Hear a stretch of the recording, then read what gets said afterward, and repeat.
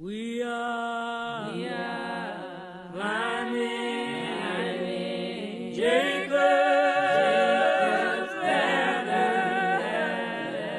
We are climbing Jacob's. Hey everybody, I'm Stephanie Van Hook and you are at Nonviolence Radio. The legacy of Mahatma Gandhi goes well beyond the Indian freedom struggle. He has influenced countless movements and struggles for freedom and democracy around the world, decolonization struggles, including the civil rights movement within the United States. And on today's show, we speak with P. Anand Rao, who is a professor of communications and digital studies at the University of Mary Washington in Fredericksburg, Virginia.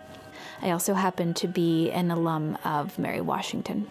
So I was very excited to find on a listserv that I'm a part of called mkgandhi.org that a professor from Mary Washington wrote a piece for his local newspaper about the influence of Gandhi on the civil rights movement. And then as I started to reflect back, I remembered there was a statue right across from the building where I studied philosophy, the classics philosophy and religion department, of a great civil rights leader, James Farmer. And I thought, well, maybe it isn't unlikely that a professor from Mary Washington would be speaking about the civil rights movement and Gandhi, given that there's actually a deep legacy between the University of Mary Washington and the civil rights leader James Farmer. Apparently, James Farmer lived in the area where the college is, around Fredericksburg, and then became a professor in history there and gave talks on the civil rights movement, on the formation of the Congress of Racial Equality, the freedom rides, and so forth. Those two demonstrations helped the nonviolent direct action movement to become a large movement and well known throughout the country and probably throughout the world. I reached out to Rao to see if he could talk to us a little bit about what research he's done into this connection between Gandhi and the civil rights movement, and also how it ties into the legacy of James Farmer. And we're also very happy to share on this episode of Nonviolence Radio some excerpts from talks given by James Farmer that were from the Federal Elections Commission. They recorded them. And we want to thank the students at the University of Mary Washington in this James Farmer Legacy Project for making these talks available to the public.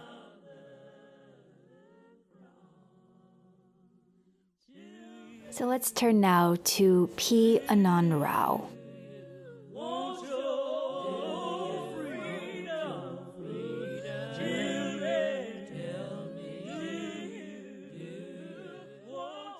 Well, hi, my name is Anand Rao. I'm a professor of communication and chair of the Department of Communication and Digital Studies at the University of Mary Washington. And I'm here to talk a bit about my interest in this life of Gandhi and also Gandhi's influence on the American civil rights movement.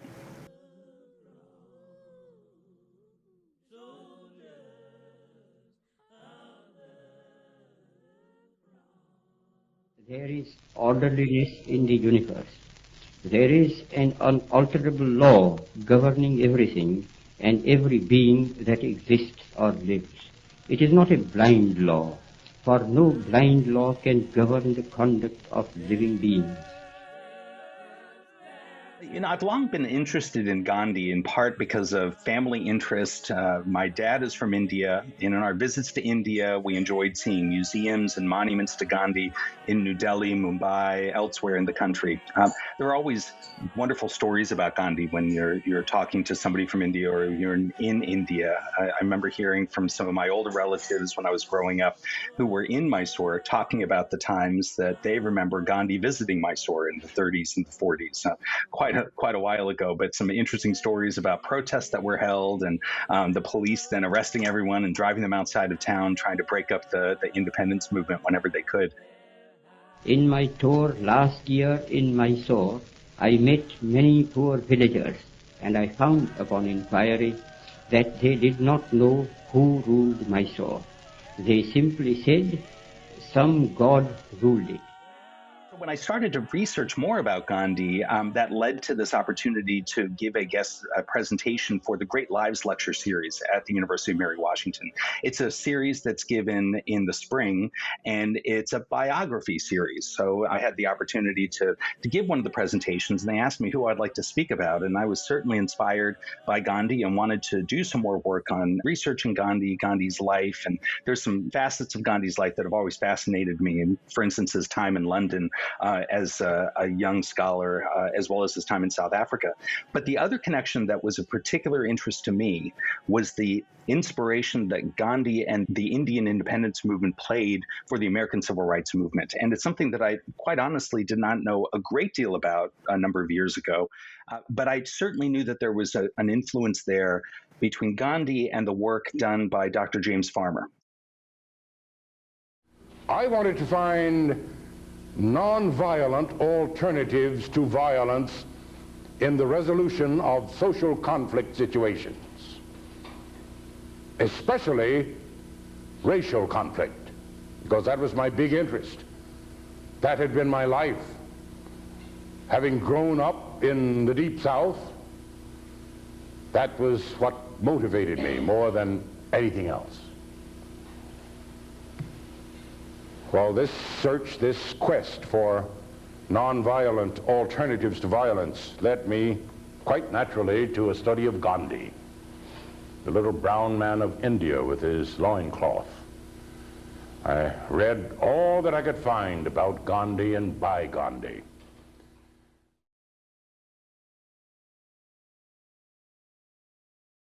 I arrived at the University of Mary Washington in 2002, and unfortunately that was a few years after Dr. Farmer had passed away, but he still holds a great influence, and there's a great presence of Dr. Farmer on campus. Dr. Farmer, one of the big four civil rights leaders in the United States, but is often not recognized and not given the prominence that I think he really deserved. And so it's been really an honor to be able to learn a lot more about Dr. Farmer since I've arrived at Mary Washington, finding about his work, founding CORE, the Congress of Racial Equality, his work inspiring and developing, leading the Freedom Rides. The concept there was that only people who live in a locality have a right to be concerned about what happens in that locality. And the assumption was that there was something wrong for people who don't live there to involve themselves in the action in a given community. Well, in the Freedom Ride, we rejected that concept. We felt that any American citizen, wherever he lived in the country, had not only a right, but a duty to be concerned about injustice wherever he or she saw it in this country, and had a right to go there and try to do something about it. And that became a very vital part of the Freedom Ride. And we've had so many great programs where I've learned a great deal. We have a first-year seminar that is about James Farmer and his role in the civil rights movement. I've worked with students that have helped to document some of his, and take some of the recordings of his lectures and put them online, and to be able to document social movements. And in 2011, we held a months-long celebration of the Freedom Rides as a 50th anniversary celebration of the Freedom Rides, and was able to meet a number of the Freedom Riders. They came to campus. We invited them in. We were able to screen the documentary Freedom Riders based on Ray Arsenault's book, and it was a really wonderful experience. And so through these years, I've learned a great deal more about the role that nonviolence and Gandhi's influence played in the way that Dr. Farmer served as a leader in the civil rights movement. And so that was certainly a spark and an interest that when I said I'd love to talk about Gandhi, but I certainly want to talk about and spend part of that time at least discussing the influence that Gandhi had on the American civil rights movement. And so that is really what led me into accepting that invitation to give the talk. And over the last year, I've done a lot more of the research and learning more about Gandhi's life, more than just what you learn in pop culture, or you just might learn when you're going to K through 12 learning about Gandhi. Miss Madeline Slade, the English daughter of an admiral, who now prefers to be known as Malara Ben. She's one of Mr. Gandhi's most devout disciples.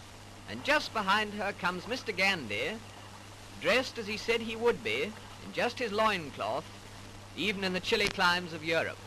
And he's carrying with him his pots and pans, which he declared at the customs. He was trotted around Marseille to several receptions and made one or two speeches which rather frightened the French authorities.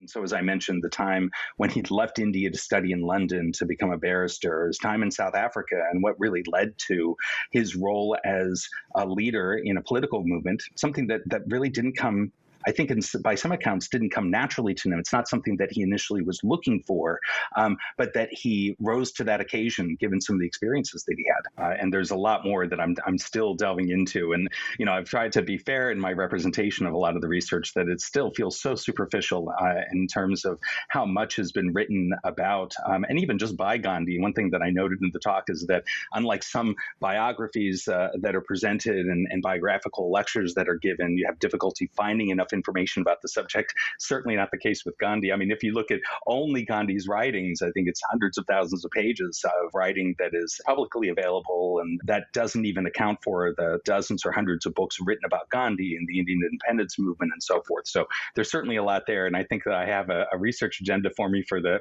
coming decades to keep working on this.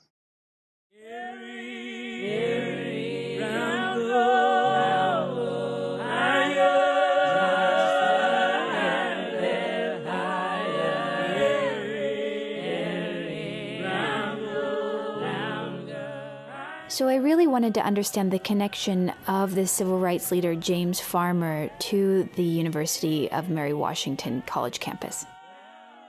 My understanding is that a little later in his life, after James Farmer was no longer as active on the national stage, and through the 60s, he was certainly very active in the civil rights movement. He ended up serving in the Nixon administration for a while. And then a little bit later, in particular in the later 70s and the 80s, he was effectively retired, and he lived in an area of Virginia very close to where the University of Mary Washington is located. And my understanding is his family that originated from that area around Spotsylvania. They had a family farm that he ended up retiring to and was working from. And the story that I've heard is that there was a member of the staff at Mary Washington, someone who I believe was working in the library, who met James Farmer on a bus, the commuter bus to Washington, D.C., and found out that we have an American civil rights leader living in our just in our backyard, and was regaled by stories that Dr. Farmer told him about the work that he had done.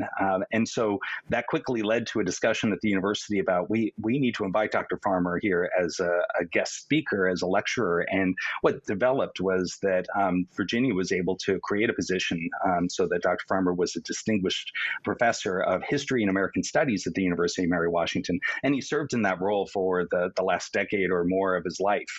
And he was a very active professor. He gave a number of lectures and a large lecture class on the history of the civil rights movement that when I've talked to alums from the 90s in particular, almost to the one, they will mention that course as being so influential and important in their time at Mary Washington. It's something that I really wish I could have been there for. And I've enjoyed seeing some of the recordings from those lectures. I remember when I was a small boy growing up in Texas, I would go to the movie every Saturday afternoon, the matinee, and there was a half-hour serial of Tarzan. And we would sit there, front row center, balcony, of course, chewing peanuts and watching Tarzan as he would swing through the trees by the vines, you know. And then we'd see the missionary in the pot as the heat built up underneath and the sweat was dripping from his brow, and he was scanning the forest as we were too, looking for Tarzan's inevitable and timely arrival.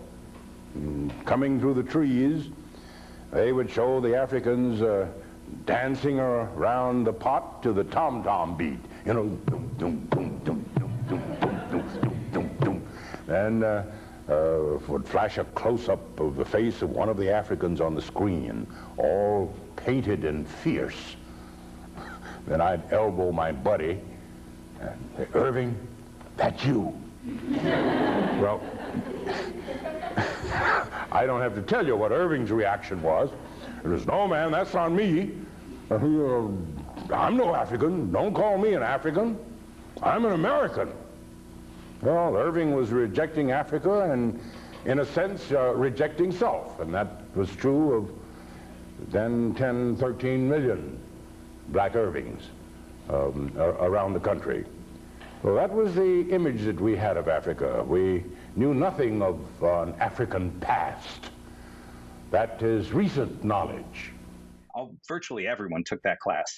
It was something that everyone wanted to have a chance to be able to work with this incredible leader. And so through the 90s, of course, he was teaching at Mary Washington. And, later he was getting to the end of his life. And unfortunately, he passed away in 1999. Before that happened, he was given an honorary doctorate from Mary Washington, and he was given a Presidential Medal of Freedom by President Clinton not long before he passed away. Now, since then, we've tried to honor his legacy in a number of ways.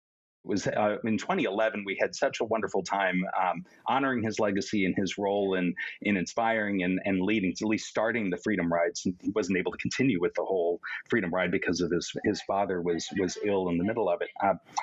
Having a number of the Freedom Riders come to campus and speak to us about that experience, and in particular talk about their interactions with Dr. Farmer, was just so inspiring, and it was really eye-opening. The culmination of all of that were two events at the end of the year. One of which was that PBS sponsored a Freedom Rides where they selected college students from across the country to go on a bus and then tour the path of the Freedom Rides. And one of our students was one of the students on that bus, which was wonderful. That student actually now serves on our board of visitors. And so we're still very much in contact with him. He was a wonderful student. I remember hearing him in his first year seminar talking about, he was in the James Farmer FSEM, and he talked about Dr. Farmer's legacy. And for him, by his senior year, to be able to be part of that Freedom Rides recreation was really amazing. Their first stop from Washington, D.C. was the Mary Washington campus, where they actually, interestingly enough, he missed his graduation because they left on Saturday. They came the next day, and the president gave him his diploma, and we held a little celebration for him with the other students, part of the Freedom Rides bus that weekend, which was great. The other item that happened that weekend was that John Lewis, Representative Lewis, came and was our commencement speaker. I had a chance to meet him twice, once at that time and talk to him before that address, and then also go and visit him with a group of students, a group of our student leaders in his congressional office. And it was really wonderful to hear his stories about working as a young student leader. And he was only, I think, 19 at the time when he first met Dr. Farmer and worked with Dr. Farmer, and then became part of the Freedom Rides. And so he was, I just still remember sitting in his office, and he pulled down some of the pictures from the wall to show pictures of him with Dr. Farmer, to tell our students about that experience and how Dr. Farmer prepared them for the rides, prepared them for the protests and the violence that they knew they were going to see. And it was a really amazing moment for those students. Do you think I make a soldier? Do you think Next, we wanted to hear more about this connection between Gandhi and the American Civil Rights Movement. We asked Rao to speak to this. It's almost like peeling an onion. You keep finding other layers and connections there that are just so fruitful and really interesting connections and discussions. In the early understanding of this, I certainly knew about the inspiration that Gandhi held and for Dr. Farmer and the role that he played in inspiring the first students that were working on what became CORE, in Congress on Racial Equality. So there are a number of directions that I've been able to take this at this stage. I have a good friend and colleague, Ben Voth, who's a professor of communication at Southern Methodist University, who also has some very similar interests. Part of his interest in Dr. Farmer are driven by Dr. Farmer's connection with debate. Ben and I know each other through the debate community. We were both college debaters. We coached against each other for years, and so I've known him through that connection. And so Ben started researching Dr. Farmer, given his work with collegiate debate, and especially as the college debater at Wiley College. The movie The Great Debaters, starring Denzel Washington, Forrest Whitaker, of course, is largely about James Farmer as the 13-year-old who was this debate phenom. And so that was one connection. And over the last number of years, I've corresponded with Ben and talked to him about that. He has a wonderful book that came out a few years ago about Dr. Farmer, the great debater. And that certainly was a connection and interest. And he was working from that direction into some understanding of Gandhi and Gandhi's influence on the civil rights movement. So we corresponded quite a bit. And when I was preparing for this talk, I'd talked to Ben about the connection between Gandhi and Dr. Farmer. And Ben was very generous. He shared with me a number of documents that he was able to get copies of, pictures of, from the archives in Austin from Dr. Farmer. And so there were a number of materials that I was able to share within the lecture, and I'd be happy to share some of those that document a number of important aspects representing that influence that Gandhi really had on James Farmer. One of them was a brief history of CORE that documented those early meetings where students at seminary and the University of Chicago would meet weekly, where they would get together, and these were white and black students that would get together regularly just to talk about racial strife, talking about civil rights, and in particular talking about the role that Gandhi's movement played in India, in the Indian independence movement. What was fascinating to me about that is that was happening very early, still within the Indian independence movement, relatively. Of course, Gandhi was working for decades before that, but this was around 1940 that this group of students with Dr. Farmer were working in Chicago, and it led to what many have counted as one of the first, if not the first, sit-ins in the United States, and that was at the Jack Sprat Coffee House. In April, I think it was, of 1942 in the city of Chicago. Sit-in, why a sit-in? And how do we come upon the idea of a sit-in? Gandhi didn't have sit-ins. So far as I know, they were not necessary in his situation. Well, we took the idea of a sit-in. First we called it a sit-down, taking it from the history of labor, the labor movement in this country. In the 30s, when workers in the Ford River Rouge plant, when the CIO was being organized, Congress of Industrial Organizations, during one strike, the workers had a sit-down and took over the factory. A sit-down strike. Some wonderful recollections of how that group of students and how James Farmer were trying to implement what Gandhi was espousing and using as part of the Indian independence movement to be able to inspire action here. So that was the first connection that I was really intrigued by. In other words, they knew that the students and the individuals that they were trying to recruit to be part of CORE were aware of Gandhi, were certainly aware of nonviolence, aware of ahimsa and the philosophy of satyagraha, to be able to engage with oppressors in a nonviolent way to enact social change. And finally, a pilot project was set up in one city, Chicago. This pilot project, an interracial organization made up chiefly of students at the University of Chicago, undergraduate and graduate students, largely white, some blacks, using techniques, Gandhian techniques of nonviolence, including civil disobedience where necessary, non-cooperation with injustice, willingness to go to jail when conscience dictated,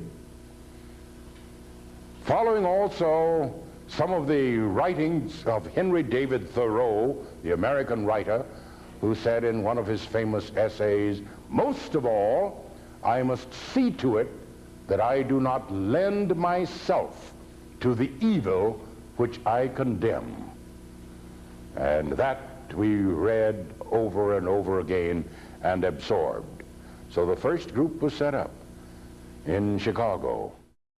You know, that brief history of CORE talked a bit about how they would gather regularly, and it said this group of, and this is a quote from that document, "This group of socially minded students was as much disturbed about tension within their own community as with international conflict. Therefore, they turned their attention primarily to the problem of racial bitterness and discrimination in the city of Chicago." what struck me about that is that not only were they talking about applying this and looking at it locally, but again, there was always this connection to what the local and the international, to the national and international, to the broader struggle. And these connections were really important to me, and something that I think years ago I didn't have a full appreciation of. This came up again and again in several of these documents, and referenced it again in another book that came out about the Freedom Riders, where they were discussing this. Then we went through sociodramas, or role-playing, you know. About half the group played the role of freedom riders, sitting at a simulated lunch counter in a simulated bus terminal waiting room. The other half played the role of white hoodlums coming in to beat them up. And they were pretty realistic, too. I thought overly so. They knocked us off the stools and stalked and kicked us. The purpose of that was clear. It was to teach us how to cover up so as to protect vital parts and hopefully prevent permanent and serious injury. Then we went into a discussion of the scene which had just been acted out. And we reversed roles and played the scene over. Went into a discussion of that.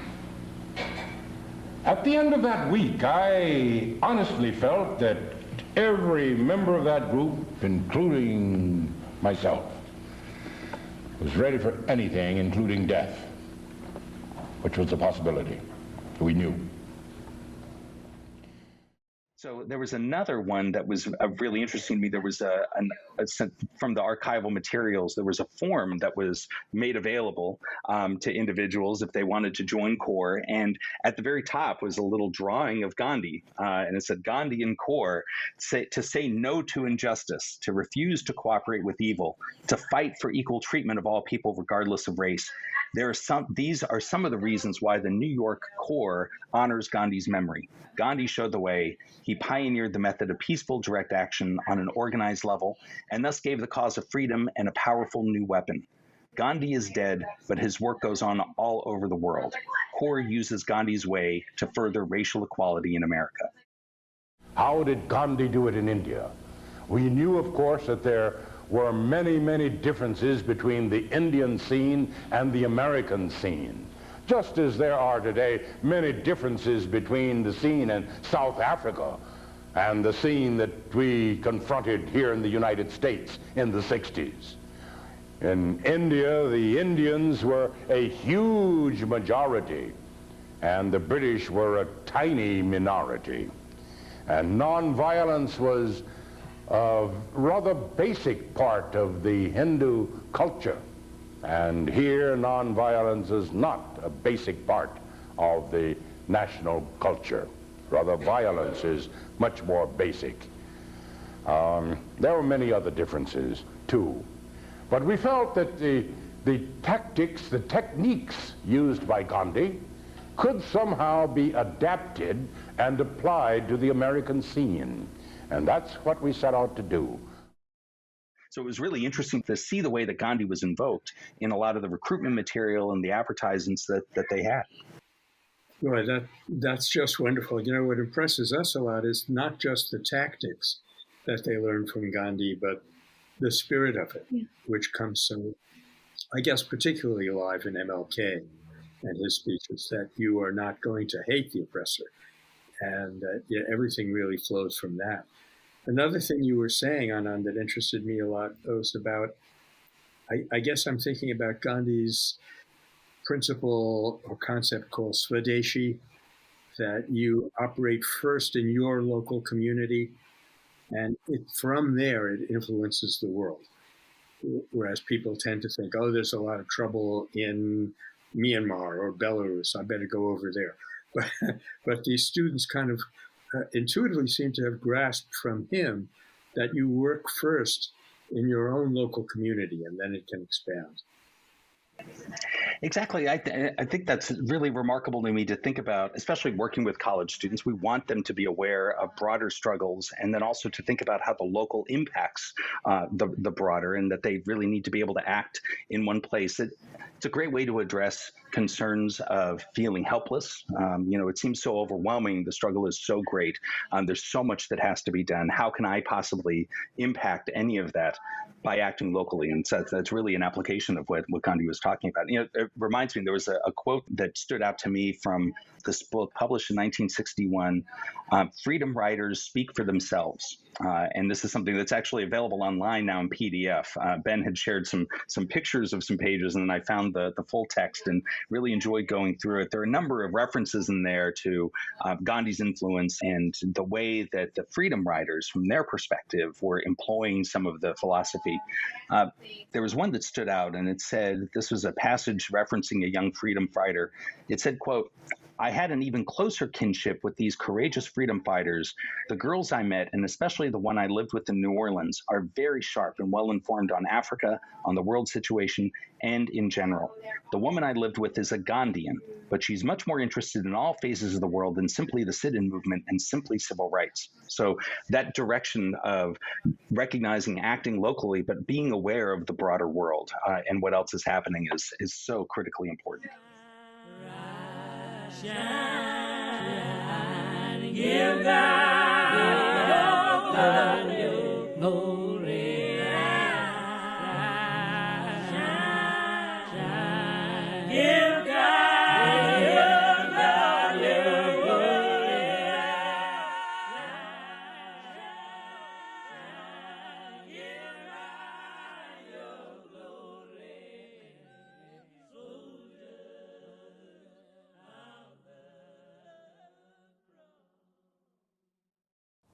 Howard Thurman and his wife Sue Bailey Thurman were part of a delegation to go to India, and they met Gandhi there. This is a well-known interaction between the roots of the civil rights movement in the United States and the meeting and the connection with Gandhiji. So I asked Rao if he could describe what he knows about that experience. Sure, and this is one part of it that I just am so fascinated with. I was at dinner last night talking to sitting with my dad and my wife, my kids, and telling them about other parts that I had discovered. And you keep hearing different bits and pieces of the story, and especially when you hear different accounts of the story too, which is always pretty fascinating. And I guess what stands out to me, and I'd love to tell you a little bit about what I've learned about this visit. It's when you think about it's kind of a study of memetics. It's the study of how an idea is germinated and how it gets shared and developed through a number of different connections. And I think this, in an interesting way, speaks to what you were referencing about the understanding of the local affecting the broader, the national, the international, but also the way that an idea then can get shared, and cross-fertilization through movements is so incredibly important in that way. So thinking about the connection between what was happening in India and then certainly in the United States is something that I didn't realize had been going on for so long. Why then in the 60s? Why not in the 40s, the 30s, the 20s? Why not at the turn of the century? Why not in the last century? After emancipation? Why did the civil rights explosion in the United States occur when it did? Well, why then? Why in the 60s, and why not in some earlier decade? There are many, many reasons, and you, no doubt, before this series of sessions is over, will come up with your own reasons, such as the existence of television in the 60s. In prior decades, we did not have television. Television was a post-World War II development in this country. And what was happening in the 40s, the early 40s, was not covered by television. There was no television. We had sit-ins then, but nobody knew about it because it was not on the tube. And thus, persons who could have gone out to do the same thing didn't do the same thing because they didn't know what the same thing was. They didn't know what others were doing in other parts of the country. Nothing could take the place of television. That was one of the reasons, of course, but not a major reason. One major reason was the Supreme Court decision in Brown versus the Topeka Board of Education. That historic landmark decision. The Warren Supreme Court said, and this was the first time the High Court had ever said that, racial segregation is per se discrimination and unconstitutional. It's true, it said it was, that was the case in public education. But if it's true in public education, then blacks were quick to point out. If it's true in public education, then why not in transportation, public transportation? Why not in public accommodations, in restaurants, theaters, hotels, amusement centers? Why not in jobs? If it's true in public education, why isn't it true in every area of the nation's life? Well, the court hadn't reached its decision easily. There had been a long evolution. I think when I was growing up or when I was younger, I certainly saw that there were references made by Dr. King and Dr. Farmer. But to see that in the mid-30s, that there was a delegation that went and met with Gandhi is really startling to me. There was a planned conference, the International Student Conference in India. And so Howard Thurman was selected to lead the delegation. And it was a relatively small delegation of the American Negro delegation. But they were supported and selected by the American Student Christian Federation. So they were selected to go on what was called a Pilgrimage of Friendship. And it was a 6-month tour, and they toured all over. And there were some really inspiring moments. And as I've read, I zeroed in, of course, on the meeting with Gandhi, but there were some other elements there that I'd love to explore further, reading about, Thurman talking about his time in what is now Pakistan as being really inspirational and viewing this a convergence of religions and the way that inspired some of his later work was just really fascinating to me. So within this tour, of course, 6 months long, and Howard Thurman and his wife and another couple were there, and it was really interesting to me to learn a lot more about Howard Thurman. And there's so much more that I'd like to learn about him. Given his philosophical background, his role really as a feminist, as someone that some even thought perhaps he could be kind of in America what Gandhi was in India, and it wasn't really set to be. I mean, he really didn't have necessarily the background or the position to do that, but he was the connection, this fiber, this connection between so much of what was going on in India and Dr. King, Dr. Farmer. Finding out that he was, in fact, a classmate of Dr. King's father, that his wife was a sorority sister of Dr. King's mother, and that evidently soon after he came back from this trip to India, he went to Atlanta and had dinner with them. And so, at the time, the author was saying that I think Martin Luther King at that time was probably 7 or so. And so not that he would have necessarily picked up a lot from that conversation, but, the fact that Martin Luther King later referenced, Howard Thurman's 1949 book is his favorite book, is one of the most important books that he saw, Jesus and the Disinherited, and how that influenced so much of what he did. It's amazing to see that connection and those family connections, those friends connections. So a bit of a tangent there. So Howard Thurman and Sue Bailey Thurman were both selected to be part of this. And she wasn't there just as his wife. She was selected because she was a noted writer in her own right. She was, I believe, the first African-American to receive a degree from Oberlin in music. She had taught at the Hampton Institute in Virginia, which piqued my interest, knowing colleagues that are in that region. And to see what she was able to do and bring to this, she had a great deal of experience as a lecturer, as a writer. And so she was really the perfect person to be along with this delegation. So as they're traveling around, read that they stopped and gave lectures around 40 different universities and cities. And then eventually when they get to Mumbai, they've arranged to have a meeting with Gandhi. And so this was, I believe it was, the date was pretty important. And it's something that I think will always stay with me. February 21st, 1936. They get to Mumbai and they take a train ride of about 200 miles north. And they're met there by Mahadev Desai, who is an Indian activist who is the personal secretary for Gandhi. He meets them at the train station and transports them to this compound that's run by the International Congress. And I read that the explanation for why they were there was that given the different states and the principalities, that was one region that the British didn't quite have as much control of, given some of the other leaders in the area. So that was a little bit safer place for Gandhi and the Indian National Congress to be located. So 1936, and it's remarkable to think that these connections were happening there in person. According to the accounts that I've read, the Thurmans and this delegation were the first African Americans to have an actual meeting with Gandhi. And it was something that they didn't have a lot of time. They were on a somewhat strict schedule, tight schedule. They had to get back to get that additional 200-mile train ride back to Bombay before they continued on with their trip. But when they got to the compound, there were just a number of hours they were able to meet. And according to, there was a great new book about Howard Thurman, Peter Eisenstadt, that he's written, I think, a number of texts about Gandhi. This new one just came out in February of this year, and I've been able to look at a section of it, and I have a copy coming. I can't wait to read the whole thing. But he writes about this and with more detail than I found in some earlier texts. Evidently, Gandhi immediately ran out and was very effusive. Desai later told Thurman that Gandhi was more effusive or enthusiastic meeting them than anybody he'd ever seen them meet. And Gandhi immediately pulled out his pocket watch and said, "We only have so much time. We have to make sure we keep track of the time because I have so many questions."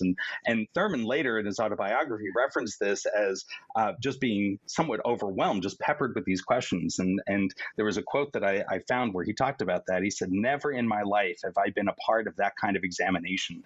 Persistent, pragmatic questions about American Negroes, about the course of slavery, how we survived it." And so there was this hours-long conversation where Mahatma Gandhi wanted to find out everything he could about the life of American Negroes and the role that and Thurman was able to give a short history of African Americans from emancipation up to that time, talking about voting rights, talking about, they had questions about marriage, about mixed marriages. It just ran the gamut, and it just sounded like an amazing, I can't imagine how intense and how awe-inspiring that conversation must have been. I think that would be an amazing one-act play, just the conversation between Gandhi and the Thurmans. I think that really would have been something. So within this discussion, it wasn't just between Gandhi and Howard Thurman. Of course, the others were involved, and Sue Bailey Thurman as well. And by multiple accounts, the entire delegation started to appeal to Gandhi to come to America, but Mrs. Thurman was the one to really push the issue and to really appeal to Gandhi to come to the United States. And in this new book, Peter Eisenstadt notes that Mrs. Thurman repeatedly asked and said to Gandhi, "We want you not for white America, but for the Negroes. We have many a problem that cries out for solution, and we need you badly." And to this, Gandhi replied, "How I wish I could." He said, "But we have to make good the message here before I bring it to you." And I remember hearing part of that snippet in a documentary years ago. I think it was Harris Wofford actually was talking about this in the Freedom Rides documentary, discussing this interaction. And at that time, it wasn't clear that it was Sue Bailey Thurman actually who was the primary interlocutor with Gandhi and talking about this, the role that Gandhi could play. And so Eisenstadt draws the conclusion that really what Gandhi was trying to do was to say that you don't really need me, you need someone else that could be the African American, the American Negro, that could be the Gandhi of America. And that's really what he was pushing for. And so there's some really great writing that I'm still exploring, looking at whether or not that could have been Thurman. Was there a push for it to be someone else necessarily? And to see how that unfolds and then inspire the next generation was really very interesting. There was another aspect to this, though, that really caught my eye and that I just loved reading about. I think in part of it, thinking about and learning about Sue Bailey Thurman, and just a very impressive woman, and her work as a musician. My understanding is at the end of this meeting, and Thurman writes, and this is where Eisenstadt says there are a couple of different accounts.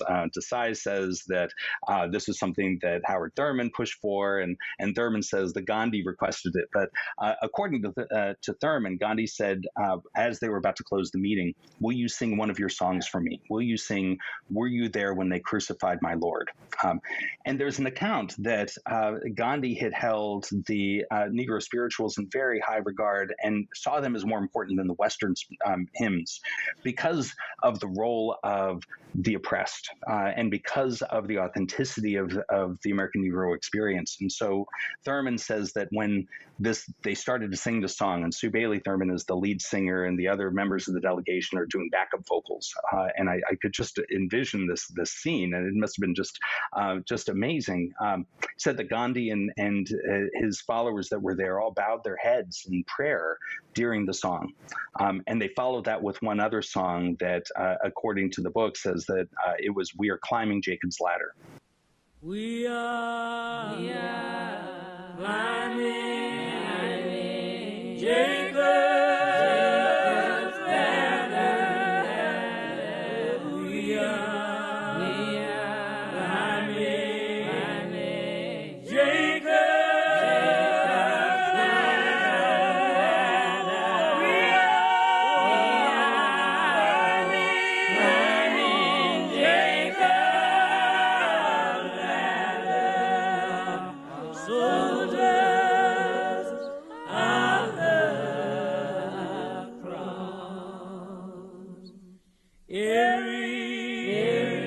round goal higher and higher, every round goal higher.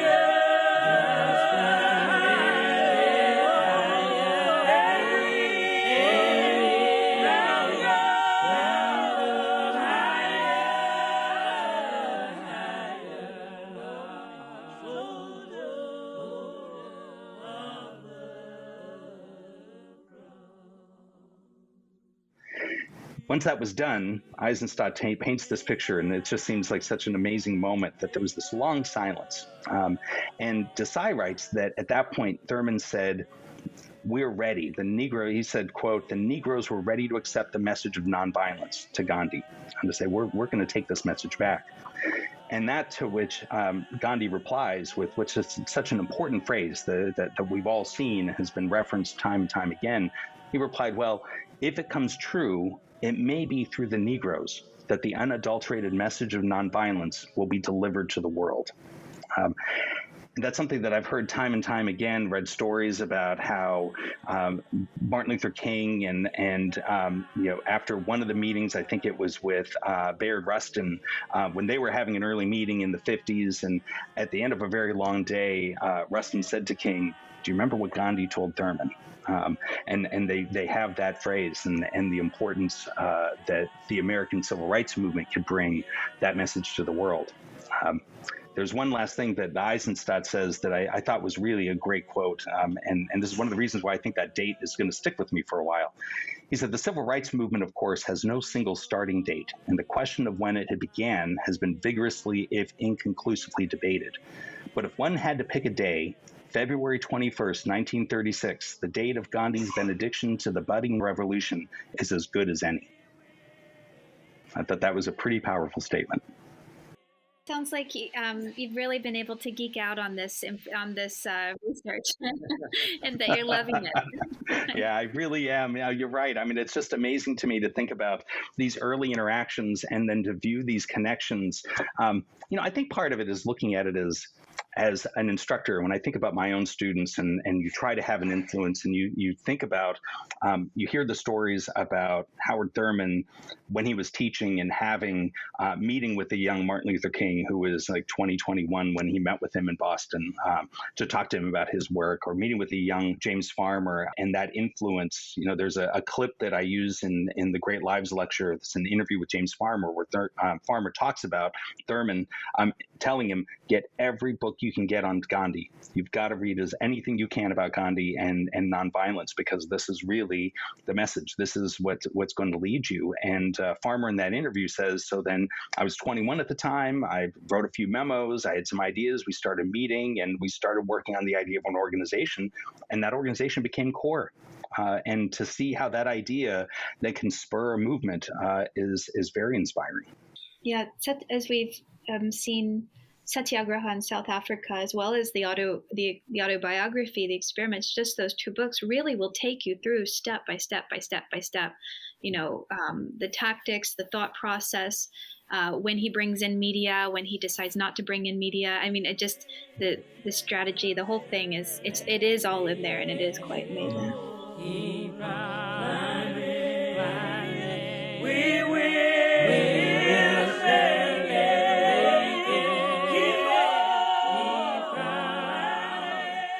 I've really enjoyed geeking out on this. There's just so much more to dig into and to learn. And I think that for me, the next step is I want to find out a little bit more and get to the archives and to dig deeper on Farmer and that connection, especially with Thurman, because there's so much more there. I mean, the connection between Farmer's father and Thurman was also another interesting tangent to think about how their close friendship and the way that they inspired one another was really interesting too.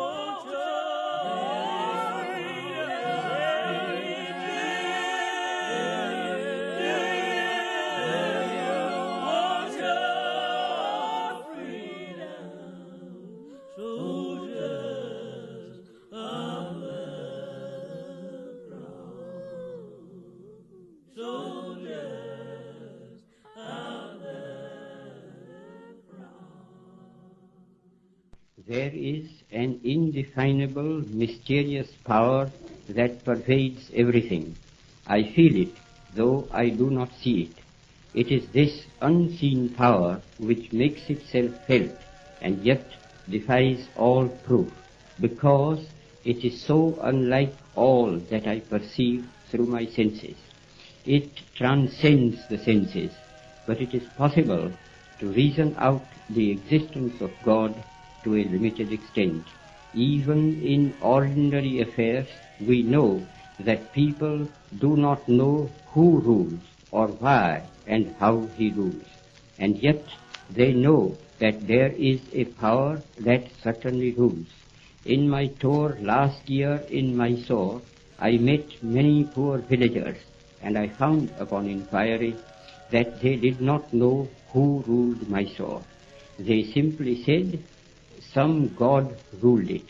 If the knowledge of these poor people was so limited about their ruler, I, who am infinitely lesser in respect to God than they to their ruler, need not be surprised if I do not realize the presence of God, the King of Kings.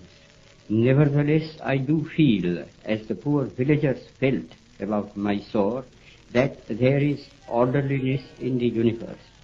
There is an unalterable law governing everything and every being that exists or lives. It is not a blind law, for no blind law can govern the conduct of living beings. And thanks to the marvelous researches of Sir J.C. Bose, it can now be proved that even matter is life. That law, then, which governs all life is God. Law and the lawgiver are one. I may not deny the law or the lawgiver because I know so little about it or him. Just as my denial or ignorance of the existence of an earthly power will avail me nothing, even so my denial of God and his law will not liberate me from its operation, whereas humble and mute acceptance of divine authority makes life's journey easier, even as the acceptance of earthly rule makes life under it easier. I do dimly perceive that whilst everything around me is ever changing, ever dying, there is underlying all that change a living power that is changeless, that holds all together, that creates, dissolves, and recreates. That informing power or spirit is God, and since nothing else that I see merely through the senses can or will persist, He alone is. And is this power benevolent or malevolent? I see it as purely benevolent, for I can see that in the midst of death, life persists. In the midst of untruth, truth persists. In the midst of darkness, light persists. Hence I gather that God is life, truth, light. He is love. He is the supreme good. But he is no God who merely satisfies the intellect, if he ever does. God, to be God, must rule the heart and transform it. He must express himself in every smallest act of his votary. This can only be done through a definite realization, more real than the five senses can ever produce. Sense perceptions can be, and often are, false and deceptive, however real they may appear to us. Where there is realization outside the senses, it is infallible. It is proved not by extraneous evidence, but in the transformed conduct and character of those who have felt the real presence of God within. Such testimony is to be found in the experiences of an unbroken line of prophets and sages in all countries and climes. To reject this evidence is to deny oneself. This realization is preceded by an immovable faith. He who would, in his own person, test the fact of God's presence can do so by a living faith. And since faith itself cannot be proved by extraneous evidence, the safest course is to believe in the moral government of the world, and therefore in the supremacy of the moral law, the law of truth and love. Exercise of faith will be the safest where there is a clear determination, summarily, to reject all that is contrary to truth and love. I confess that I have no argument to convince through reason. Faith transcends reason. All I can advise is not to attempt the impossible.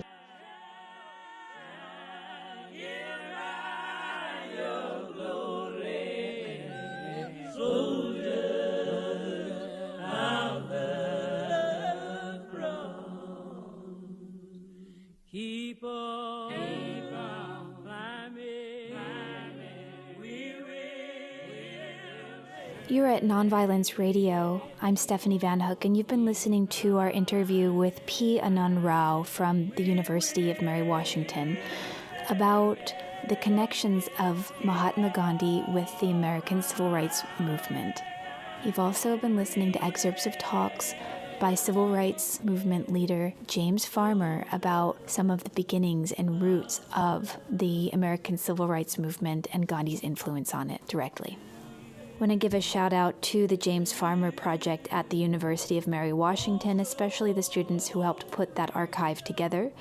They're Colin Biddle, Laura Gumkowski, Mary Hester, and Nicole Wellman.